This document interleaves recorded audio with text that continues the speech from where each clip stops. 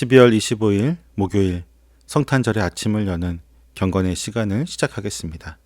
기도하겠습니다. 참된 빛으로 이 땅에 임하신 하나님, 죄와 탐욕의 어둠 속에서 갇혀있던 저희를 구원하시려 가장 낮은 곳에 평화의 왕으로 오신 주님의 크신 사랑에 감사를 드립니다. 오늘 하루 저희 어두워진 영적인 시야를 밝혀주셔서 주님의 경고 속에 담긴 간절한 사랑을 보게 하옵소서.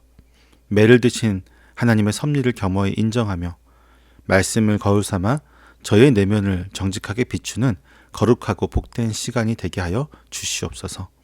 예수님의 이름으로 기도드립니다. 아멘. 미가서 6장 9절에서부터 16절까지의 말씀을 보겠습니다. 같이 읽습니다. 들어라, 주님께서 성읍을 부르신다. 주님의 이름을 경외하는 것이 지혜다. 너희는 매를 순히 받고 그것을 정한 나에게 순종하여라. 악한 자의 집에는 속여서 모은 보물이 있다. 가짜 되를 쓴 그들을 내가 어떻게 용서할 수 있겠느냐. 틀리는 저울과 추로 속인 사람들을 내가 어떻게 용서할 수 있겠느냐. 도성에 사는 부자들은 폭력배들이다. 백성들은 거짓말쟁이들이다. 그들의 혀는 속이는 말만 한다. 그러므로 내가 너희에게 견디기 어려운 형벌을 내린다. 너희가 망하는 것은 너희가 지은 죄 때문이다. 너희는 먹어도 배가 부르지 않을 것이며 먹어도 허기만 질 것이며 너희가 안전하게 감추어 두어도 하나도 남지 않을 것이며 남은 것이 있다 하여도 내가 그것을 칼에 붙일 것이며 너희가 씨를 뿌려도 거두어 들이지 못할 것이며 올리브 열매로 기름을 짜도 그 기름을 몸에 바르지 못할 것이며 포도를 밟아 술을 빚어도 너희가 그것을 마시지 못할 것이다. 너희가 오므리의 율례를 따르고 아합 집의 모든 행위를 본받으며 그들의 전통을 그대로 이어받았으니 내가 너희를 완전히 멸망시키고 너희 백성이 경멸을 받게 하겠다. 너희가 너희 백성의 치욕을 담당할 것이다. 아멘. 미가 선지자는 도성을 향해 외치시는 하나님의 음성을 대변합니다. 성경은 지혜로운 자가 주님의 이름을 경외하는 사람이라고 정의합니다. 하나님께서는 자신의 백성을 향해 다가올 심판의 매를 순순히 받아들이고 그 매를 정하신 분에게 순종하라고 엄중히 명령합니다. 하나님께서 드신 매는 우발적인 사고나 운명적인 장난이 아닙니다. 그것은 죄악에 빠진 백성을 징계하고 돌이키게 하기 위해 주권자가 친밀하게 계획하고 임명하신 섭리의 도구였습니다. 이스라엘 백성은 지금 자신들에게 닥쳐오는 위기가 어디에서부터 왔는지 깨달아야만 합니다.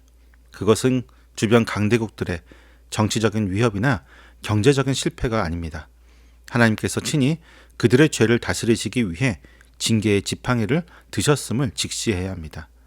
참된 지혜는 상황을 탓하거나 불평하는 것이 아니라 매를 드신 하나님의 의도를 정확히 파악하고 그분 앞에 납작 엎드리는 태도에서 나오는 것입니다.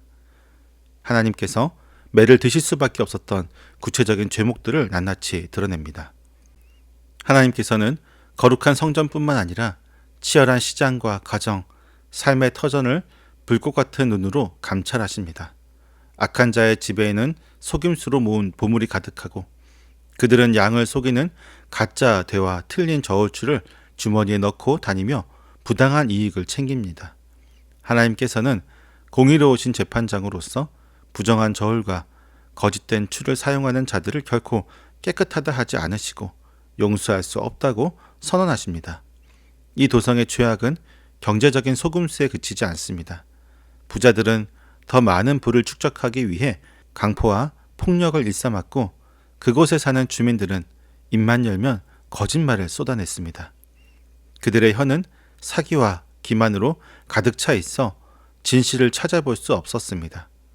부와 성공을 위해서라면 수단과 방법을 가리지 않았고 이웃을 착취하며 거짓을 진실처럼 포장하는 사회, 이것이 바로 심판 직전 이스라엘의 적나라한 민낯이었습니다.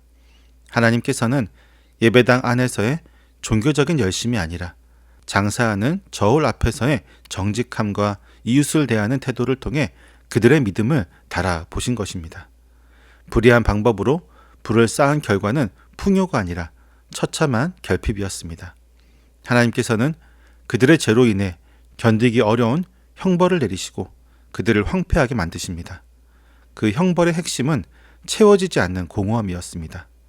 그들은 탐욕스럽게도 먹어도 배가 부르지 않고 뱃속은 여전히 허기질 것입니다. 움켜쥐고 감추어 두어도 결국 남는 것이 없으며 혹시 남은 것이 있다 해도 전쟁의 칼날이 그것을 삼켜버릴 것입니다. 또한 그들이 땀을 여실을 뿌려도 추수하지 못하고 올리브 열매를 밟아 기름을 짜도 자기 몸에 바르지 못하며 포도를 밟아도 그 술을 마시지 못하게 됩니다. 이것은 수고의 허무함에 대한 심판입니다. 하나님을 떠나 불의로 쌓은 성과는 모래성처럼 무너집니다. 과정이 정의롭지 못하면 결과는 반드시 허무로 귀결됩니다. 하나님께서는 불의한 자가 누리려고 했던 그 기쁨과 안식을 철저히 거두어 가심으로써 죄악된 번영이 얼마나 덧없는 것인지를 뼈저리 알게 하십니다. 이 모든 비극의 근본적인 원인은 그들이 하나님의 율법을 버리고 오므리의 율례와 아합 집의 행위를 따랐기 때문입니다. 오므리와 아합은 북이스라엘의 왕들로서 바알 숭배를 제도화하고 나봇의 포도원을 강탈하는 등 권력을 이용해 악을 행했던 대표적인 인물들입니다. 남유다 백성들조차 하나님의 거룩한 전통을 버리고 이들의 타락한 통치 방식과 세속적인 성공 방식을 그대로 답습했던 것입니다. 그 결과는 완전한 파멸과 치욕입니다. 하나님께서는 그들을 황폐하게 만드시고 사람들의 비웃음거리가 되게 하십니다. 하나님의 백성이라는 영광스러운 이름은 땅에 떨어지고 세상의 조롱과 수치를 감당해야 하는 처지로 전락합니다. 세상의 방식이 성공의 지름길처럼 보여 그 길을 따라갔지만 그 끝은 멸망과 부끄러움 뿐임을 하나님은 엄중히 경고하고 계십니다. 오늘은 우리를 구원하러 이 땅에 오신 예수 그리스도의 탄생을 기념하는 날입니다. 미가 선지자의 서늘한 심판의 메시지는 역설적으로 우리가 왜 구원자를 필요로 하는지를 명확하게 보여줍니다. 우리의 힘으로는 탐욕의 저울추를 버릴 수 없고 오므리와 아합의 길을 따르는 뿌리 깊은 죄성에서 벗어날 수 없기에 우리에게는 새 생명을 주신 예수 그리스도가 절실히 필요한 것입니다. 불의한 재물은 우리를 배부르게 하지 못하고 거짓된 성공은 허무하게 무너집니다. 하나님께서는 속이는 저울을 미워하시고 정직한 삶을 기뻐하십니다. 오늘 이 땅에 오신 주님은 어둠 속에 있는 우리에게 참된 빛과 공의를 선물로 주셨습니다. 이제 거짓된 세상의 방식을 버리고 오신 주님 앞에 정직한 심령으로 서기를 원합니다. 움켜진 손을 펴서 이웃과 나누고 속이는 혀를 멈추어 진실을 말씀해 보십시오. 탐욕으로 배를 채우려는 헛된 시도를 멈추고 생명의 떡으로 오신 예수 그리스도의 영혼을 생명의 떡으로 오신 예수 그리스도로 우리의 영혼을 채우십시오. 그때 우리는 헛된 수고의 저주에서 벗어나 하나님이 주시는 참된 평화와 만족을 누리는 복된 성탄을 맞이하게 될 것입니다. 기도하겠습니다. 저희의 영혼에 참된 만족이 되신 하나님, 불의하게 쌓은 성은 결국 허무하게 끝날 것임을 깨우쳐 주시고 생명의 떡이신 예수 그리스도를 통해 영혼이 배고프지 않는 은혜를 허락하시니 감사합니다. 저희의 부끄러운 일상을 솔직하게 돌아보니 세상의 성공 방식을 따르느라 마음의 저울에 거짓된 추를 올려두고 살았습니다. 조금 더 가지려고 하는 욕심에 정직을 저버리고 이웃을 돌보기보다는 자신의 배를 채우는 일에만 급급했던 저의 완악함을 용서하여 주옵소서. 이제는 썩어질 양식을 위해 헛되이 수고하는 인생에서 벗어나 정직한 빛으로 오신 주님의 길을 걷기를 원합니다.